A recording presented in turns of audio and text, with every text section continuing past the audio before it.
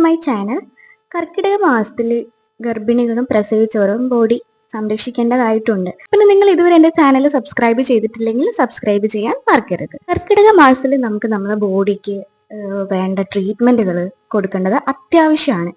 അത് എന്തുകൊണ്ടെന്ന് ചോദിച്ചു കഴിഞ്ഞാൽ ഇപ്പം അമ്മമാരായിക്കോട്ടെ, ബ്രസ്റ്റ് ഫീഡിങ് ആയിരിക്കും, ഈവൻ ബ്രസ്റ്റ് ഫീഡിങ് കഴിഞ്ഞവരുണ്ടാവുമായിരിക്കും. അപ്പം അവയ്ക്ക് വേണ്ട പോഷകങ്ങൾ നമ്മൾ ഡെയിലി കഴിക്കുന്ന ചോറിലൂടെയും പിന്നെ ബ്രേക്ക്ഫാസ്റ്റിലൂടെ ഒന്നും നമുക്ക് കിട്ടത്തില്ല. അപ്പം ഈ ഒരു മാസം എന്ന് പറയുന്നത് നമ്മളെ ബോഡിയെ റിജുവിനേറ്റ് ചെയ്യേണ്ട മാസമാണ്. അപ്പൊ ആ മാസം നമുക്ക് ബോഡിക്ക് ഇൻടേക്ക് ആയിട്ട് ഈ പറഞ്ഞ പോലെ പോഷകങ്ങൾ, ഔഷധങ്ങൾ നമ്മുടെ ബോഡിയിലേക്ക് എത്തേണ്ടത് അത്യാവശ്യമാണ്. ജോലിക്ക് പോകുന്നവരും ഒക്കെ ഉണ്ടാവും, അവർക്കൊക്കെ എന്താ കഴിക്കേണ്ടതെന്ന് കർക്കിടക മാസത്തിൽ ട്രീറ്റ്മെന്റ് എന്ന് കറക്റ്റായിട്ട് അറിയണമെന്നുണ്ടാവില്ല.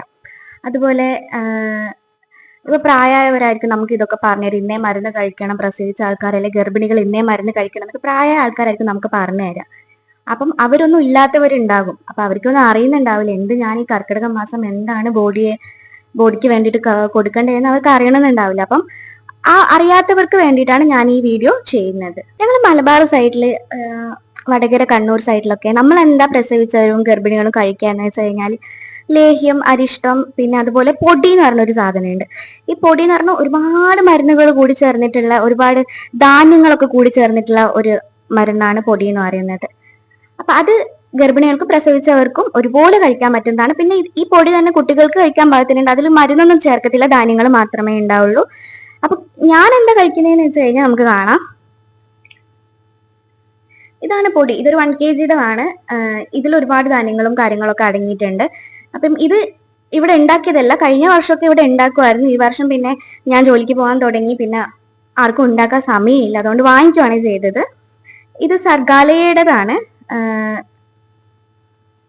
കാണുന്നില്ലേ? ഇതിന് 390 rupees ആണ് ഇതിന്റെ റേറ്റ് വരുന്നത്.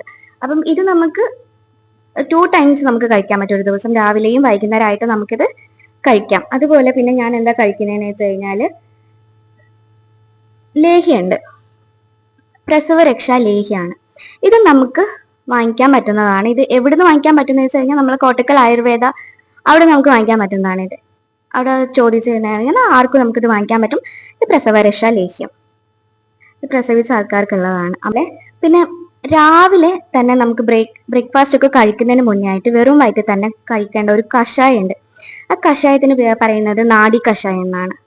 പക്ഷെ ഇതിന്റെ അളവും കാര്യങ്ങളൊക്കെ ഇവിടെ എഴുതിയിട്ടുണ്ട്. ഇത് 15 മില്ലി കഷായം 50 മില്ലി തിളപ്പിച്ചാറിയ വെള്ളത്തിൽ വേണം കഴിക്കാൻ. വെറും വയറ്റിൽ കഴിക്കണം. രാവിലെ നമ്മൾ ഫസ്റ്റ് കഴിക്കേണ്ടത്, എണീറ്റ് കഴിഞ്ഞാൽ കഴിക്കേണ്ടത് ഈ കഷായമാണ്. ഇത് നമ്മളെ നാഡികൾക്കൊക്കെ ബലം കൊടുക്കാൻ വേണ്ടിയിട്ടുള്ളതാണ് ഈ നാഡി കഷായം എന്ന് പറയുന്നത്. അതുപോലെ ലേഹ്യം കഴിക്കേണ്ടത് എപ്പോഴാന്ന് വെച്ച് കഴിഞ്ഞാൽ രാത്രി ഭക്ഷണമൊക്കെ കഴിച്ചിട്ട് ഉറങ്ങാൻ പോകുന്ന സമയത്താണ് നമ്മൾ ലേഹ്യം കഴിക്കേണ്ടത്. ലേഹ്യം കഴിക്കുന്നതിന് മുന്നേ ആയിട്ട് നമുക്ക് ഭക്ഷണശേഷം തന്നെ അരിഷ്ടം കുടിക്കാനുണ്ട്. അരിഷ്ടം എന്ന് പറയുന്നത് ദശമൂല അരിഷ്ടവും ജീരക അരിഷ്ടവുമാണ്. അപ്പം ദശമൂലം എന്ന് വെച്ച് കഴിഞ്ഞാൽ 10 വേരുകൾ അടങ്ങിയിട്ടുള്ള മരുന്നാണ്. അപ്പം അതുപോലെ തന്നെ അതിന്റെ കൂടെ ജീരക അരിഷ്ടവും കൂടെ മിക്സ് ചെയ്തിട്ടുള്ള മിക്സാണ് ഈ പറഞ്ഞ ദശമൂലം പ്ലസ് ജീരക അരിഷ്ടം. ഇത് 30 ml വീതം ഡെയിലി രാത്രി ഭക്ഷണ ശേഷമാണ് കഴിക്കേണ്ടത്. ഇതും നിങ്ങൾക്ക് ഈ പറഞ്ഞ കോട്ടക്കൽ ആയുർവേദ അവിടെ നിന്ന് പോയിട്ട് വാങ്ങിക്കാൻ പറ്റുന്നതാണ്. പിന്നെ വെച്ച് കഴിഞ്ഞാൽ നമുക്ക് ബോഡിക്ക് അത്യാവശ്യമായിട്ടുള്ള ഒരു കാര്യമാണ് ഈ പറഞ്ഞ കർക്കിടക മാസം നമ്മൾ ചെയ്യേണ്ട കാര്യമാണ് നമ്മൾ ബോഡിയെ റെജുനേറ്റ് ചെയ്യാന്ന് പറയുന്നത്. ബോഡിയെ റെജുനേറ്റ് ചെയ്യാൻ നിങ്ങൾക്ക് ഏത് ഓയിലും യൂസ് ചെയ്യാം. പക്ഷെ ഞാനിവിടെ യൂസ് ചെയ്യുന്നത് ധന്വന്തര കുഴമ്പാണ്. ഈ ധന്വന്തര കുഴമ്പ് എന്ന് വെച്ച് കഴിഞ്ഞാൽ നമുക്ക് ഇതുപോലെ തന്നെ നമ്മൾ കുളിക്കുന്നതിന്റെ അരമണിക്കൂർ മുന്നേ നമുക്ക് ബോഡിയിൽ തേച്ച് പിടിപ്പിച്ചിട്ട് നമ്മൾ അത് ഫുള്ളായിട്ട് അബ്സോർബ് ചെയ്യുന്നത് വരെ ഇരുന്നിട്ട് നമുക്ക് പിന്നെ കുളിച്ചിട്ട് കഴുകി കളയാവുന്നതാണ്.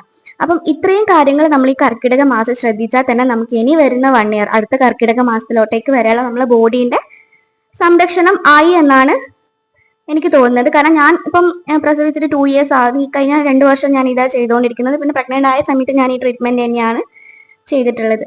അപ്പം ഇതിലും കൂടിയ ട്രീറ്റ്മെന്റ് ഒക്കെ ഉണ്ടാവായിരിക്കും. ഇതൊക്കെ ഏത് സാധാരണക്കാരനും അഫോർഡബിൾ ചെയ്യാൻ പറ്റുന്ന പ്രൈസിലുള്ള സാധനങ്ങളാണ്. അപ്പം നിങ്ങൾ അടുത്തുള്ള മെഡിക്കൽ സ്റ്റോറിൽ, ആയുർവേദ മെഡിക്കൽ സ്റ്റോറിൽ പോയിട്ട് നിങ്ങൾക്ക് ഈ പറയുന്ന പ്രോഡക്ട്സ് എല്ലാം വാങ്ങിക്കാവുന്നതാണ്. അപ്പം നിങ്ങൾക്ക് ഈ വീഡിയോ ഇഷ്ടമായിട്ടുണ്ടെങ്കിൽ എൻ്റെ ചാനൽ സബ്സ്ക്രൈബ് ചെയ്യാൻ മറക്കരുത്.